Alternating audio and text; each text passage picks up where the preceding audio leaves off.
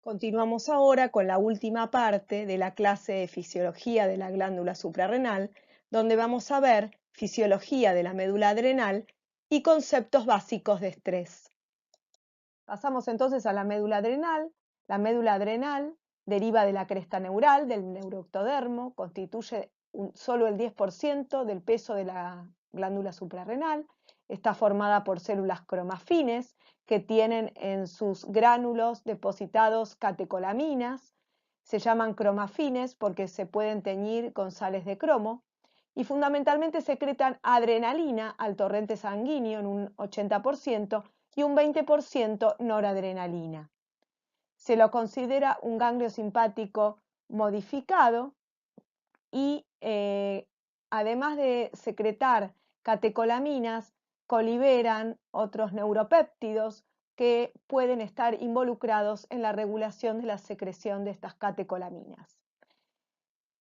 Como habíamos dicho al principio de la clase, la irrigación es muy importante, dado que a través de la corteza las arterias suprarrenales arriban a la médula en forma centrípeta y de esa manera pueden trasladar, digamos, los glucocorticoides que se sintetizan en la corteza y así regularse la síntesis de catecolaminas en la médula adrenal.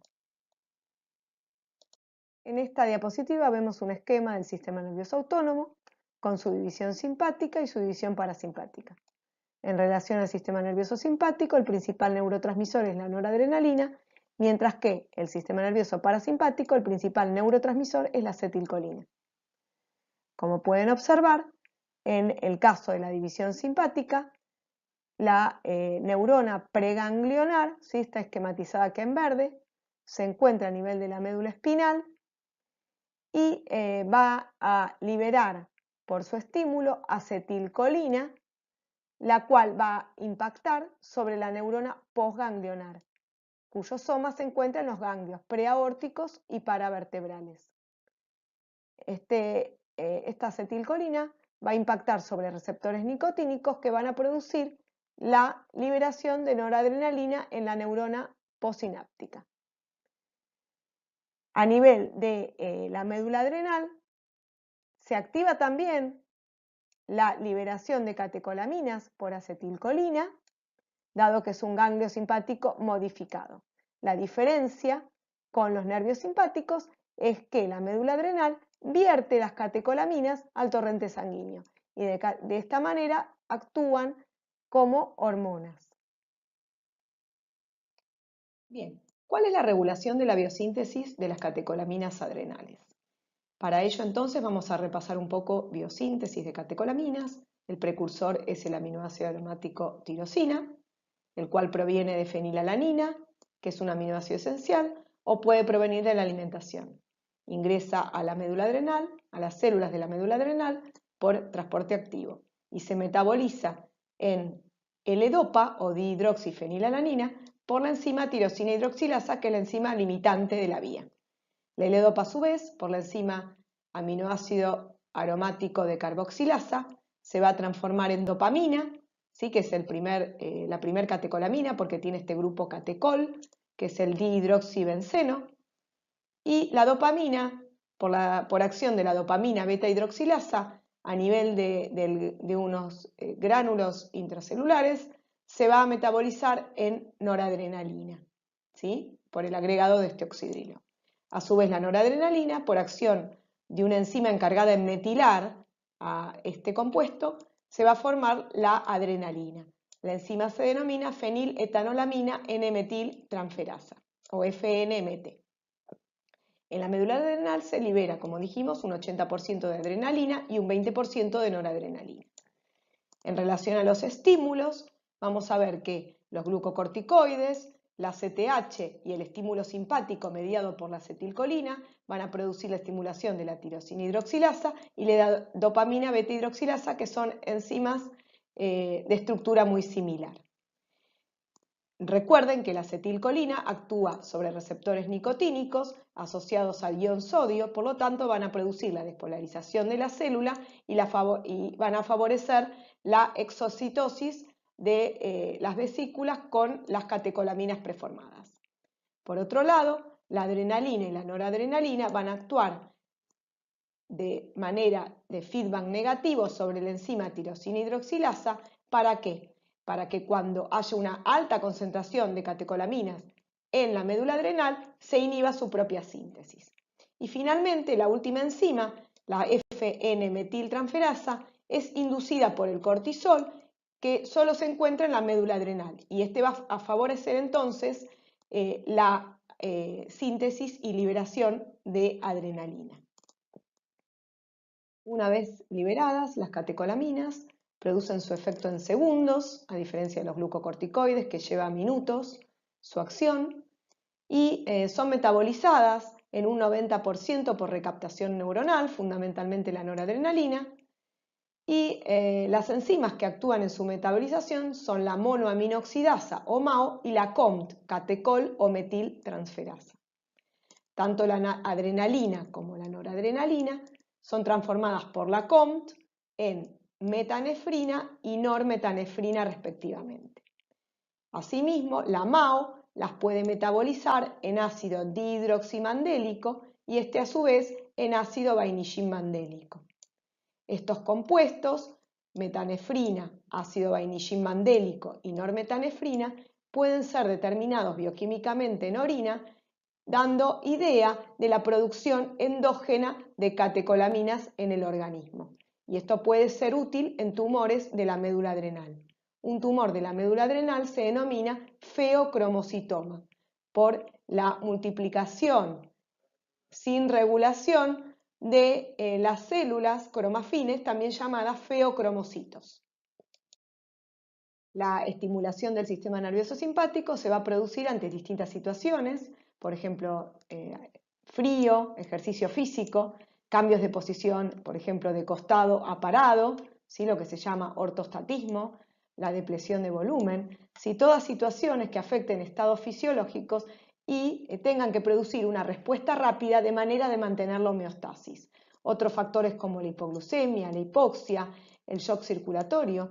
Se estimula entonces el sistema nervioso simpático, produciendo la liberación de acetilcolina y estimulación de los nervios simpáticos y liberación de catecolaminas por la médula adrenal.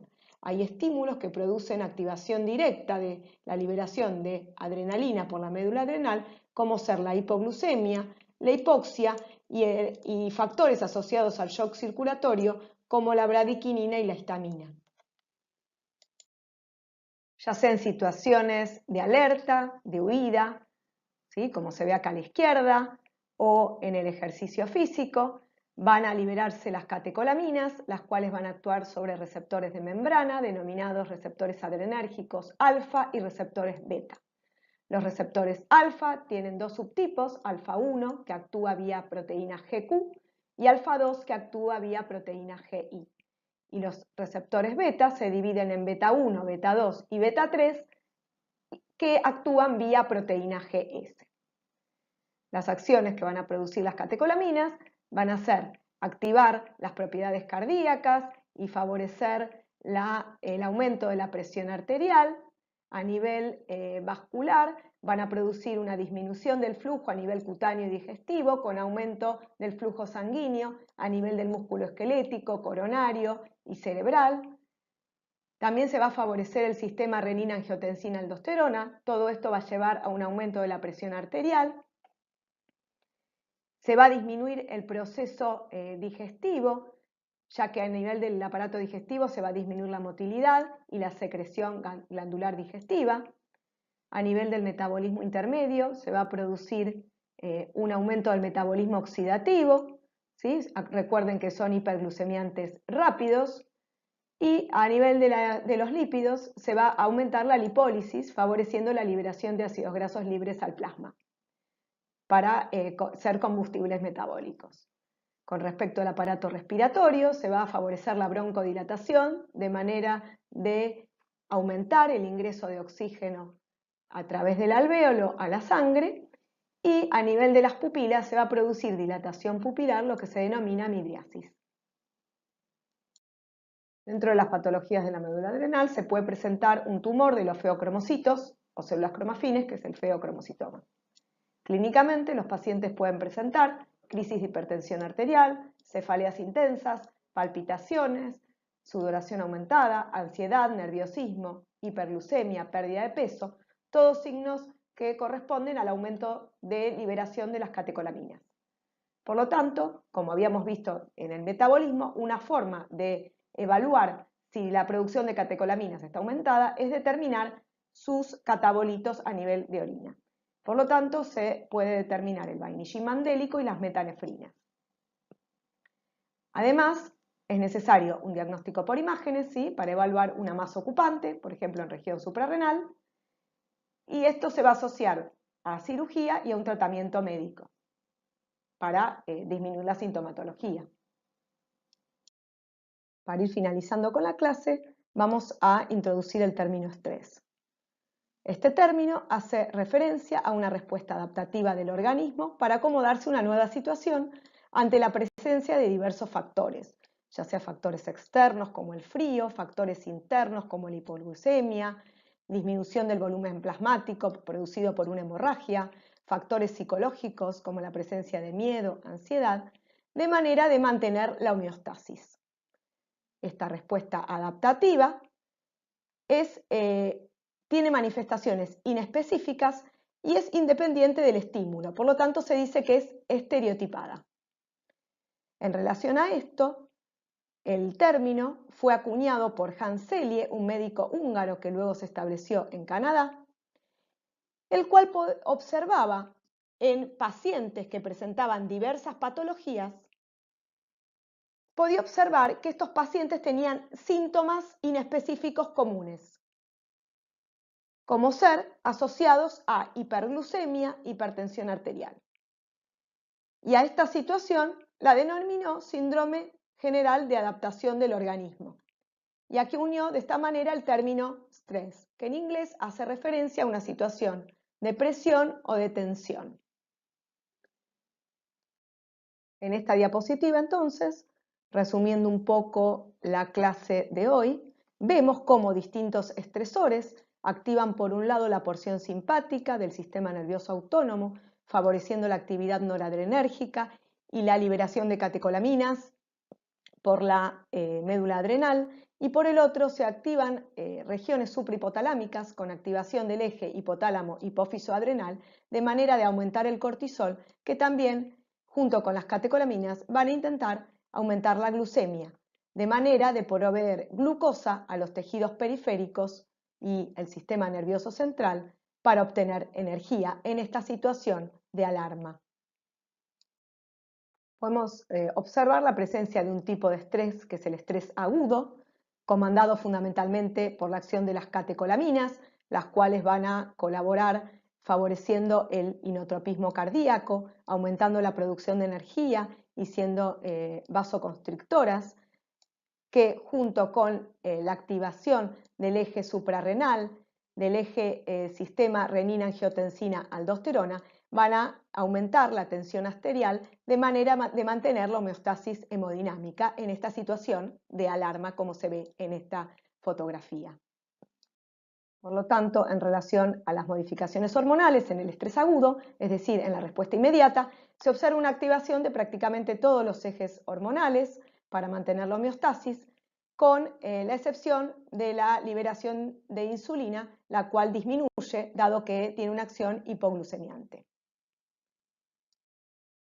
En el caso del estrés crónico, donde el agente estresor se mantiene en el tiempo, se va a mantener la activación del eje hipotálamo-hipófiso adrenal con un aumento sostenido del cortisol, el cual va a actuar sobre neuronas en regiones suprahipotalámicas, ¿sí?, y va a producir una disfunción a nivel de estas neuronas, de manera que se va a disminuir la sensibilidad al feedback negativo.